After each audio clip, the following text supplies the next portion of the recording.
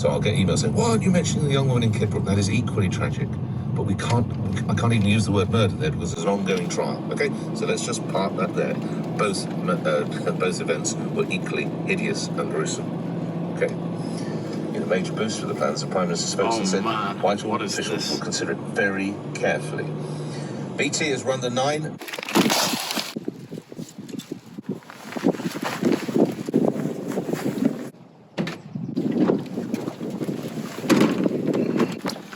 Come aboard, dear viewer. Here we are. Welcome to another piking adventure. This is going to be superb. Out on my own today, which means no one can hassle me. Peace and quiet.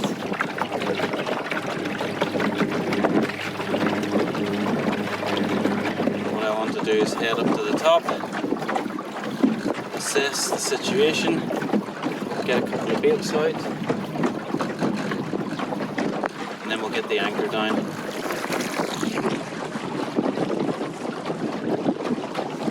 Hey! Let's go up to the island. We'll fish the top 2 quarters and then move it down. There's cormorants up there. That gives me a good feeling.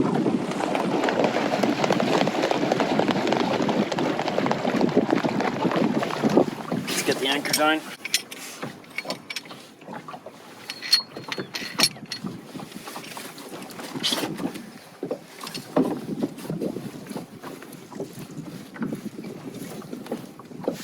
Well, folks, welcome to another piking adventure. So, I'm out in a boat today. Wonderful stuff. I've brought 2 rods with me, my usual piking rods. They are 12-foot Shakespeare onset carp rods from about 15 years ago, but they're all good. And I have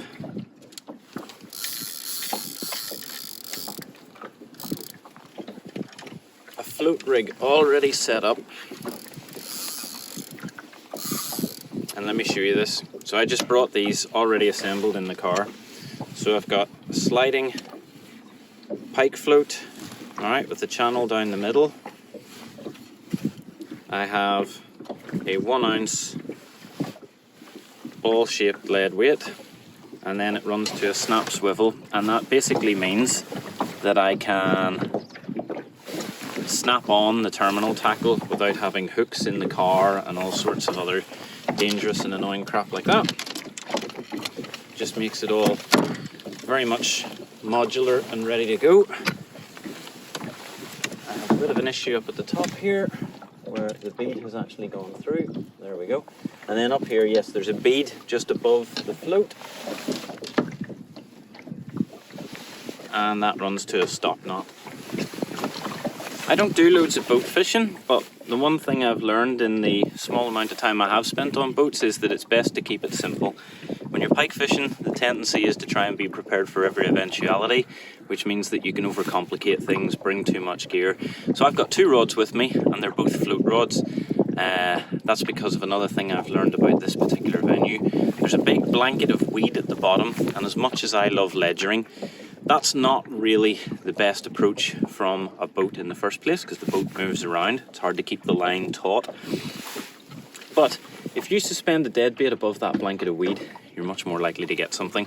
So, as I say, I have a snap swivel, which is, I think it's actually an Eddie Turner snap swivel. I'll show you the packet a little bit later. Good, high quality snap swivel. It's not going to bust, and you can snap on your terminal tackle.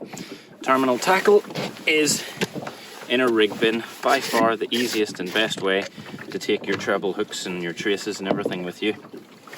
So I have a whole bunch of traces pre-prepared on this. You can make your own rig bin just from a piece of radiator pipe insulation and an old Sainsbury's soup container or something like that. This one is obviously pre-bought from a tackle shop. Yeah. So the first hook that's come off my rig bin here is actually a trace that I made for the last venue, and it's got a single hook on it. No idea what size, I'll look it up a little bit later. But this is a trace, a good long 24-inch trace with a single hook on it. So I am actually going to stick this on because I've had success with single hooks, and I see no reason to stick on 2 trebles on both rods whenever I've had success with single hooks before. So not a massive advocate of single hooks, but I do occasionally use them, and they've come up trumps for me. Nice, easy to unhook fish, and I'm getting most of the runs, most of the bites. I'm connecting with the fish, so I see absolutely no reason not to try single hooks. What I've got with me for bait today, I've got some nice juicy mackerel that have been coloured and flavoured and all sorts of stuff. I've also got the natural options, some roach. There's a bit of weed on that. Look at those, they're lovely. And then I've got this crap which was in my freezer. And what I'm going to do is I'm going to pick a spot and I'm going to pre-bait it. And then I'm going to come back to it a little bit later and see if that has had any effect or drawn any fish in. So it's 10:30 right now. I'll pre-bait a spot further down the lake, and we'll come back to it in about 2 or 3 hours and see if there's any monsters lurking over it. So I've got a roach on a single hook. I'm just going to chuck this out. I had it out a moment ago and the float didn't cock, so it was obviously too deep from being at the previous venue. It's still not cocked, which is pretty incredible, but I'm going to leave it just where it is. I think it's only just on the bottom. I'll shorten it up in a minute. I want to get my other rod in. So, in the spirit of keeping things simple, we have one rod out this side. Yeah, it's only just on the bottom, so that's fine.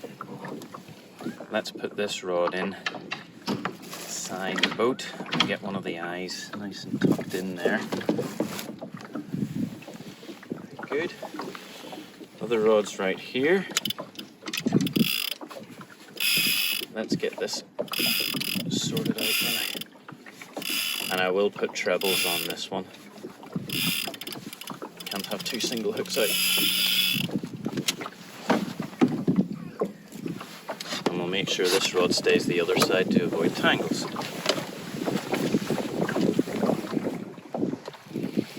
So now that I've got a line either side, one out here, nicely cocked, and one out here, just in front of a weed bed. There, just in front of a weed bed. You can see there's a lily just flapping up just behind my float. So I think I'm on a shelf there. I'm really happy with that spot. I may be and I may not be, but I'm really happy with that spot. So I've got one out left, one out right. I've got the boat set up with the unhooking gear here. Rod left, rod right. I've got my net all made up and I've got the unhooking mat there. And I've pre-baited this spot. So I actually got some mackerel and cut it up and chucked it out either side. What I'm going to do is lift the anchor up and take off the bail arm and drift down the lake, leaving these 2 floats here and leaving this area for a few pike to hopefully collect around the pre-bait. And then I'll just gradually move down the lake and then I'll come up here again in about 2 hours time. It's 11 o'clock, so I'll come back here at about 1 and fish for an hour and see if anything's happening. Alright.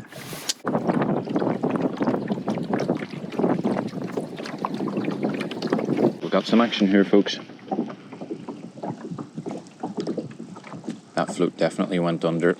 There it goes again. Oh, I think I missed it, whatever it was. Nope, I've got it. Awesome. We've got one. Brilliant. Right. Let's make sure we keep it away from the other one. Try and play up this side of the boat. Awesome. Whoa. Alright, first fish.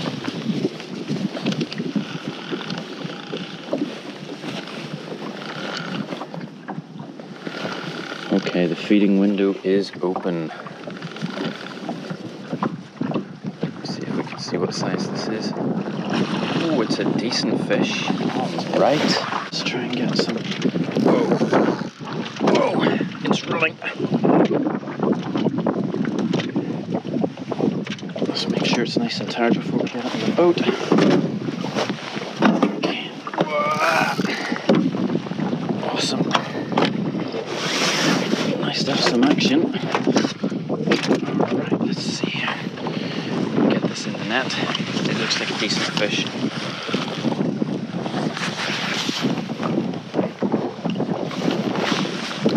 Yeah, it's not too bad, not too bad, not too bad. It's seen the net, it's not happy.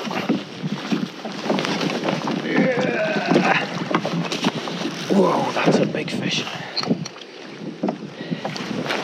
It doesn't look humongous out there, but it's certainly strong. Let me see if I can get it in now. Come on, this way.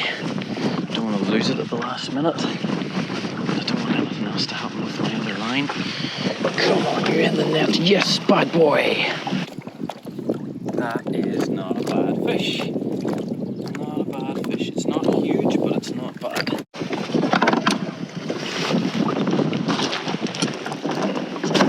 Yeah, it's a big enough fish. See the importance of an unhooking mat. There we go. Not too bad of a fish. Probably about 6 pound. Lovely job. Off she goes back down to the depths. Great stuff. Yikes.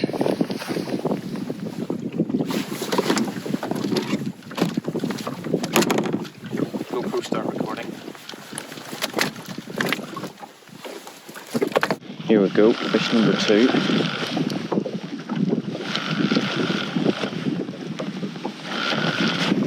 This feels like it might be a better fish actually. It's not too bad. Alright. Up we get. Doesn't want into the net.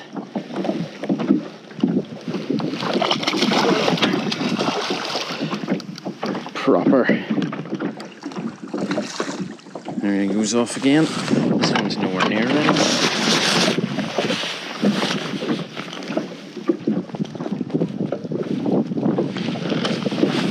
Come on. It feels heavier than it looks. It's not actually all that big. It certainly feels heavy, and it's certainly fighting. Come on. This way, this way, this way, this way, into the net.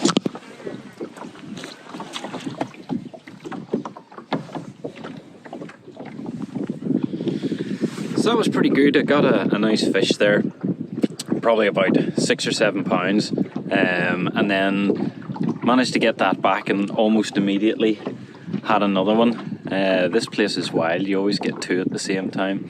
I'm on my own though, so it's a bit difficult to manage everything, but both successfully unhooked and both successfully released. And I've got about 5% battery remaining on my phone, so I'm just doing a quick update video, and probably a sign-off video it'll be as well. That pre-baited area has delivered the goods. Now, whether that's down to luck or down to the pre-bait, definitely seems to be a good idea if you're going out in a boat to hit up a spot that you think looks good, chuck a few freebies in, give it peace for a while, sail back to it, and see if you can make the magic happen. So I got both those fish in pretty much the same area, and it was the area that I pre-baited. Just an area probably around 100 square meters that I'm fishing in. But yeah, both of them came from that same 25 meter square portion of it. So awesome. I was going to fish the top part of the lake and then move on down to the bottom part of the lake, but I think I'm just going to stay here. I've got another half hour, and then I'll head home. So yes, if my battery doesn't hold out, then strike early, strike often, pre-bait, and see you on the next piking adventure. Bye.